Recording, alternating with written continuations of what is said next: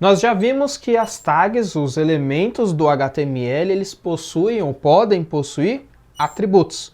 Você já viu isso em aulas anteriores. Mas as tags têm em comum os atributos globais, ou seja, são atributos que todas as tags podem ter em comum. Agora, quais são esses atributos ou como eles funcionam, né? O que eles comem, como eles sobrevivem? A gente vai ver nessa aula agora.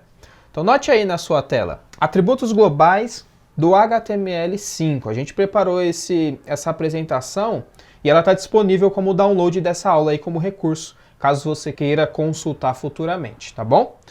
Então note que os atributos globais, de novo, todos os elementos, todas as tags do HTML podem ter esses atributos. Os atributos globais, assim como qualquer outro atributo que uma tag pode ter especificamente também, eles servem para passar informações adicionais àquela tag. A tag serve para alguma coisa, mas uma vez que você utiliza algum atributo específico nela, ela se modifica ou ela te dá um recurso diferente.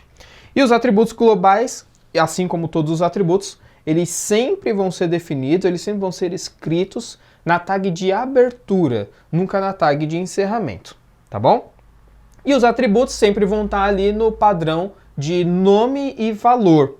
Note que é interessante que se o valor de um atributo for igual ao nome, você vai ver alguns atributos assim, onde tanto o valor quanto o nome são iguais, você não precisa repetir. Basta você colocar só o nome do atributo que já vai funcionar. Talvez se você já deu uma olhada em HTML, em algumas tags, se você já viu alguma coisa, talvez você já tenha se deparado com atributos como required, disabled, que são atributos que você só escreve, né? O checked. Você só escreve, você não precisa colocar o valor, porque o valor é exatamente o mesmo nome do próprio atributo, tá certo? Agora, quais são esses atributos globais que nós temos disponível em todas as tags do HTML?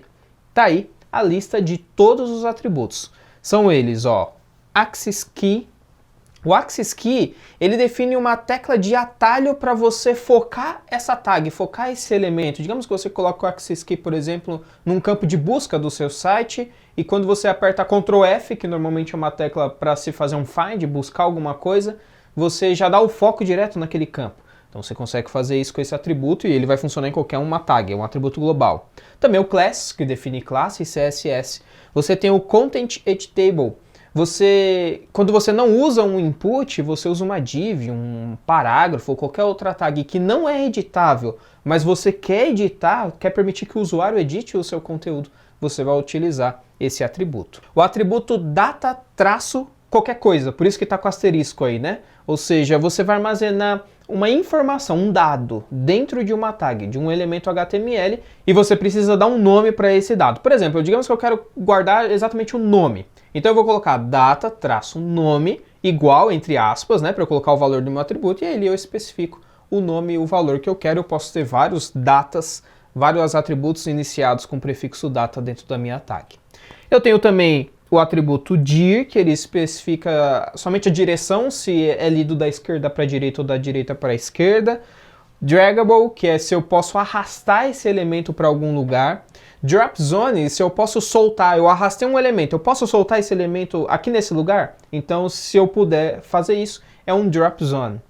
Eu tenho o atributo hidden, que como o nome já diz, é apenas para ocultar esse elemento. O ID, que também é muito utilizado, serve para você identificar exclusivamente, unicamente, aquela tag, aquele elemento no seu arquivo HTML.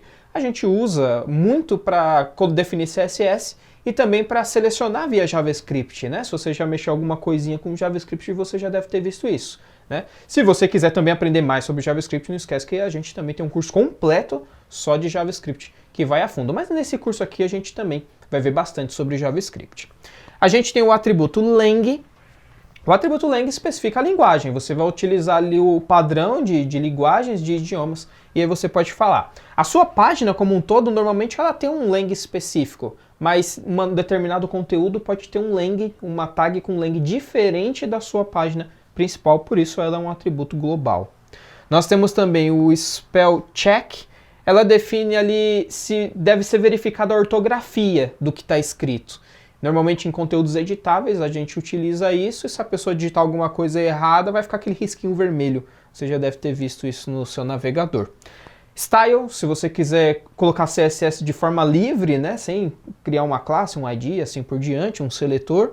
Tab Index, você define a ordem da tecla Tab. Então, conforme a pessoa for apertando o Tab dentro da sua página, qual que é a ordem de foco que você quer que siga? Então, você utiliza o Tab Index para isso. Também o Title, define um título para aquela tag. E o Translate, que define se o conteúdo ele pode ser traduzido ou não desse elemento, tá certo?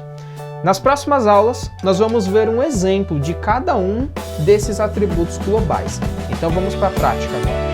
Nós já vimos que as tags, os elementos do HTML, eles possuem ou podem possuir atributos. Você já viu isso em aulas anteriores. Mas as tags têm em comum os atributos globais, ou seja, são atributos que todas as tags podem ter em comum. Agora, quais são